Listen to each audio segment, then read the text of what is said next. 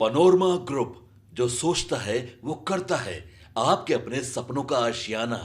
लेकिन क्या वाकई Pappu Yadav Z plus security के लिए उन्होंने ड्रामा किया या उनके लोगों ने ड्रामा किया?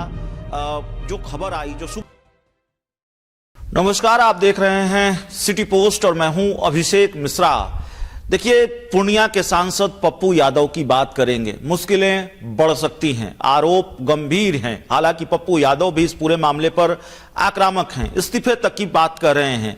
लेकिन क्या वाकई Pappu Yadav Z plus security के लिए उन्होंने ड्रामा किया या उनके लोगों ने ड्रामा किया?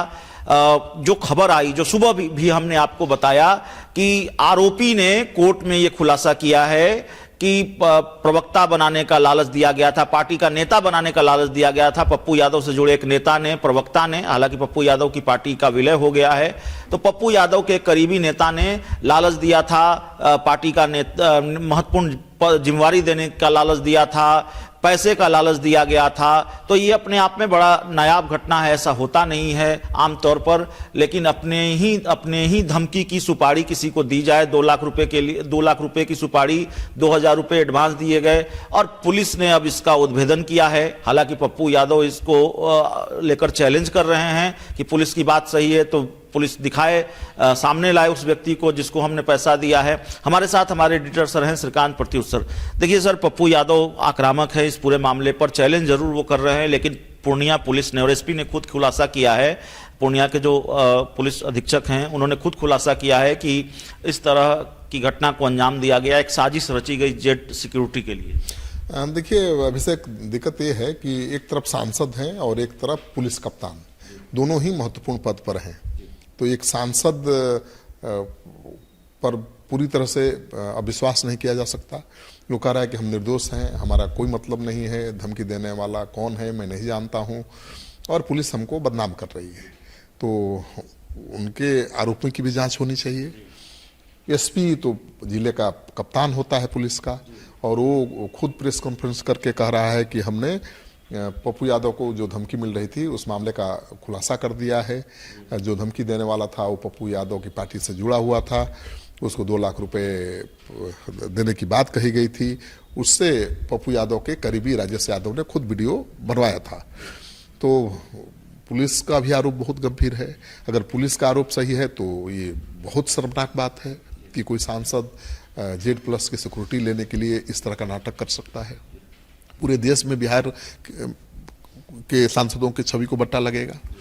और अगर पप्पू यादव सही है, पुलिस गलत है, तो भी बहुत बड़ी बात है कि एक सांसद को भी पुलिस नहीं छोड़ रही है। एक सांसद पर पुलिस कैसे ऐसे आरोप लगा सकती है? पुलिस ने थोड़ी जल्दबाजी की है अभिषेक, क्योंकि पुलिस ने ठीक है पकड़ लिया धमकी देने वाले को, उसने कबूल भी कर लिया और बता भी दिया कि भाई उनके पार्टी के लोगों से मिला था, वो उनकी पार्टी के लोगों ने ही उसे ये काम सौंपा था। तो जिस व्यक्ति ने ये काम दिया था, पप्पू यादव का जो भी करीबी था जिसने ये काम सौंपा था, उसको आमने सामने बिठाकर सत्यापित कर लेना चाहिए। अब कोई आरोप लगा दिया आरोपी, तो उसको सत्य मान लेना तो सही नहीं है। उसके आरोपों की सत्यता की जांच होनी चाहिए, क्योंकि वो कई बातें कह रहा है ना। वो कह रहा है कि मुझे अपना ही मोबाइल नंबर याद नहीं है। वो कह रहा है कि अपना मोबाइल हमने वीडियो बनाने के बाद डैमेज कर दिया, फेंक दिया, नष्ट कर दिया। वो कह रहा है कि राजेश यादव जो पप्पू यादव का बेहद खास है, उसने ही मेरा वीडियो बनाया। और ये भी कह रहा है कि उसी ने पैसे का भी ऑफर दिया, और उसी ने स्क्रिप्ट भी बताई कि क्या बोलना है, उसी ने स्क्रिप्ट भी बताई कि क्या बोलना है।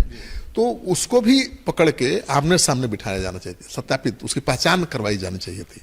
मान ले 10 लोगों को खड़ा कर दिया और पुलिस ले जाती, टिप्पी परेड कराती कि भाई आप पहचानिए कि इसमें से कौन है राजेश यादव जिसने आपको ये काम दिया था। तो अगर वो पहचान लेता तो माना जाता कि सही है, क्योंकि वो कहानी अजीब सी लग रही है कि इको पार्क में टहलने के दौरान उसकी मुलाकात हुई। उसके बाद वो गया पप्पू यादव के घर पर, दफ्तर में, वहाँ पर जाकर वीडियो बनाया गया। तो वीडियो जहाँ बनाया गया वो मच्छरदानी दिख रहा है, आपको दिख रहा है ना। तो मुझे लगता है कि जो धमकी देने वाला था वो भी अनाड़ी था, जो धमकी देने की स्टोरी बना रहा था, जो प्लॉट रच रहा था, वो भी अनाड़ी ही होगा। ऐसे मामले में भला कोई कहाँ बच पाता है? किसी भी मुख्यमंत्री को, नेता को कोई धमकी देता है व्हाट्सएप के जरिए, चाहे वो पाकिस्तान के नंबर से दे या अफगानिस्तान के नंबर से दे, वो पकड़ा ही जाता है आज देर न सवेर। तो ये भी पकड़ा जाएगा, ये तो उसको पता होना चाहिए था ना। तो बड़ी बचकानी हरकत लगती है, और पुलिस ने को सत्यापित कर लेना चाहिए था उसके बयान को, टेक्निकल आधार पर तकनीकी जांच कर लेनी चाहिए थी कि इसका बयान किस हद तक सही है, झूठ बोल रहा है कि सही बोल रहा है। क्योंकि वो ये भी बता रहा है कि हमने जैसे ही वीडियो भेजा पप्पू यादव को, आधे घंटे में पप्पू यादव का फोन आ गया। पप्पू यादव बोले कि हम तुमसे मिलने पटना आ रहे हैं, तो हम डर के भाग गए। जब पप्पू यादव के आदमी ने ही तुमको वीडियो बनाने के लिए कहा था, पप्पू यादव के लिए ही तुम काम कर रहे थे, तो फिर डर क्यों गए? पप्पू यादव मिलने आ रहे थे तो तुम तो उन्हीं का काम कर रहे थे। उन्हीं का काम कर रहे थे। तो पप्पू यादव के लोग भी सवाल उठा रहे हैं कि भाई पुलिस ने जल्दबाजी किया है या जानबूझकर पप्पू यादव को डिफेम करने के लिए ऐसा खेल खेला है। तो पप्पू यादव सीबीआई की जांच मांग कर रहे हैं। उनका पुलिस पर भरोसा नहीं है, बिहार सरकार पर भरोसा नहीं है, तो हाई कोर्ट के जज के निगरानी में सीबीआई जांच होनी चाहिए। तो जांच होनी चाहिए। देखिए, पुलिस की प्रतिष्ठा के लिए भी और सांसद की प्रतिष्ठा को बचाने के लिए, दोनों की प्रतिष्ठा को बचाने के लिए जरूरी है कि इस मामले का उच्च स्तरीय जांच होना चाहिए, और जो दोषी है उसको बचना नहीं चाहिए। जो दोषी है वो बचना नहीं चाहिए।